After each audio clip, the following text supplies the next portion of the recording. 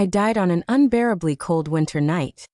There was no moonlight, only the suffocating darkness of a mountain cave. I thought I could hold on until dawn, until my people came to rescue me. But Ryan had other plans. Without ceremony, he drove a silver blade straight into my chest, and blood poured out relentlessly. Even that wasn't enough for him that he raised his arm and plunged the icy blade into my heart. The searing pain shattered my consciousness. I was dying, but I forced myself to ask him a question. Why? We grew up together, and we were inseparable since childhood. Our families had been allies for generations. He was my fated mate, and my family was the cornerstone of his path to becoming the Alpha King. That my father bolstered his forces, clearing obstacles for him and paving the way to the throne when he was at his weakest. Even after Ryan became the Alpha King, my family never sought power or demanded favors. We were content to guard our pack's lands and live in peace. Yet he imprisoned my father, spread lies to smear my family's name, and orchestrated scandals about me. He drove the Snowfang pack to ruin, leaving us with nothing but ashes. Why, Ryan? I clung tightly to his collar, refusing to let go. Ryan stared into my eyes with hatred, as if I had betrayed him, even though it was his blade that was ending my life. Leaning down, his voice cut colder than the darkness around us. This is for what all of you owe Saya. Saya? That mute girl. The name felt distant, buried in memories so old I had to dig deep to recall it. And then, from the depths of my mind, I saw her timid, frightened eyes that I couldn't help but laugh coldly. That it had been 8 years. So, Ryan never forgot her. Ryan, you're such a stubborn, idiotic madman. Before I could finish, he viciously drove the silver blade deeper, ripping my heart out. Blood poured out from my wound, and my vision blurred. The pain was unbearable. When I opened my eyes again, the first thing I saw was a full moon hanging in the sky, its silvery light blanketing the earth. Welcome back to the embrace of the moon goddess, princess of the Snowfang pack. A familiar voice echoed in my ears, and I shot upright, my eyes snapping open. There was no freezing cave or biting winds. Instead, I was greeted by the dazzling glow of a crystal chandelier, so brilliant it made my head spin. The room was warm and filled with the hum of celebration, the clinking of glasses and lively chatter. Outside the window, neon lights flickered. The city bustled with life, and endless streams of cars moved through the night. That I stood on a hotel balcony, gazing down at the city that never slept. A servant's quiet voice pulled me back. Your Highness, are you having one of your headaches again? I looked down at my hands, slender, unscathed, and faintly scented with an expensive perfume. This was my 18th birthday party, my coming-of-age ceremony. That I had been reborn. That year, the Snowfang pack had just annexed several smaller wolf packs in the surrounding regions, expanding its territory and prestige. That year, I had not yet officially become Ryan's mate, nor had we held the moonlit ceremony that symbolized an eternal bond. It's not surprising she'd have a headache, came a sharp whisper behind me. Prince Ryan has been making public statements on all the major networks for 3 days now, announcing he's breaking off the engagement with the Snowfang pack. I stopped Annie, my maid, from snapping back in my defense. The situation was far more complicated than just a broken engagement. That a few days ago, Ryan was ambushed by rival packs while inspecting the newly annexed borderlands. Gravely injured, he fell off a cliff and was rescued by a young she-wolf living in seclusion deep in the forest. She was delicate and beautiful. In a desperate attempt to save him, she used a forbidden herb to heal his wounds, which ultimately cost her the ability to speak. Ryan was deeply moved by her sacrifice and brought her back to the main castle of the Alpha King's territory. From that day forward, he declared to the entire pack that she was the only one he would marry. He even went as far as to vow that this nameless, mute she-wolf would one day become Alpha Queen, the queen of all wolves.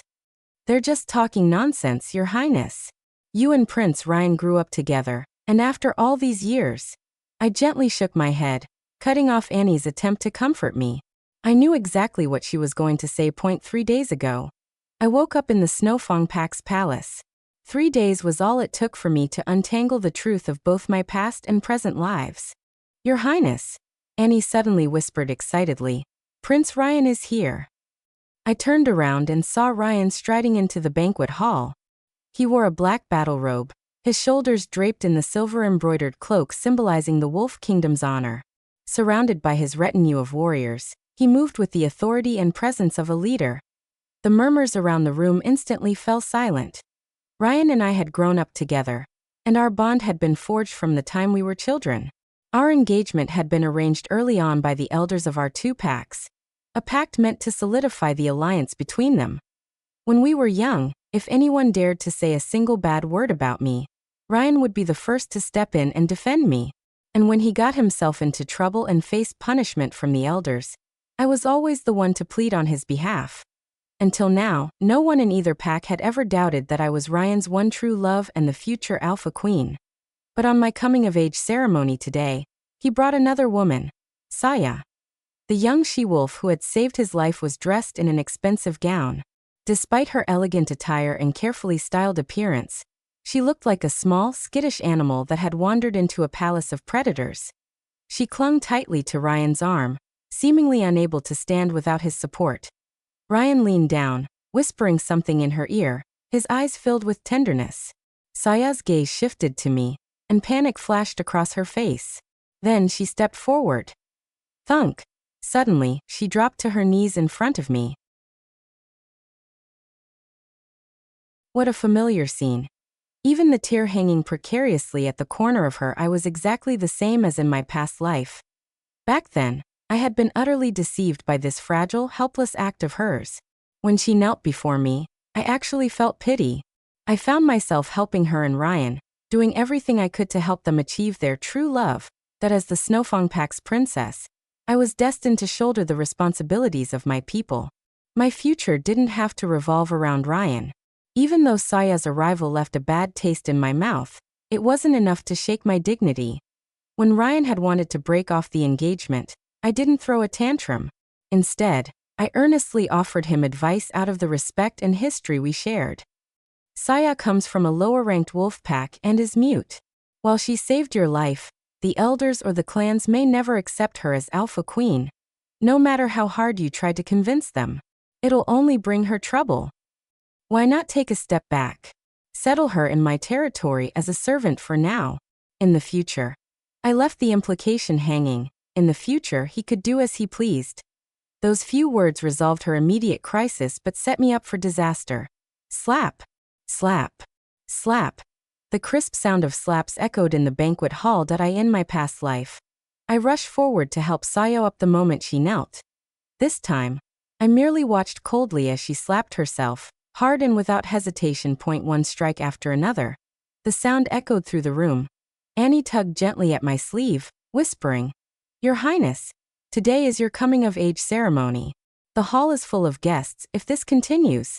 The banquet hall was packed with guests today, many of whom were already reaching for their phones, eager to capture the drama.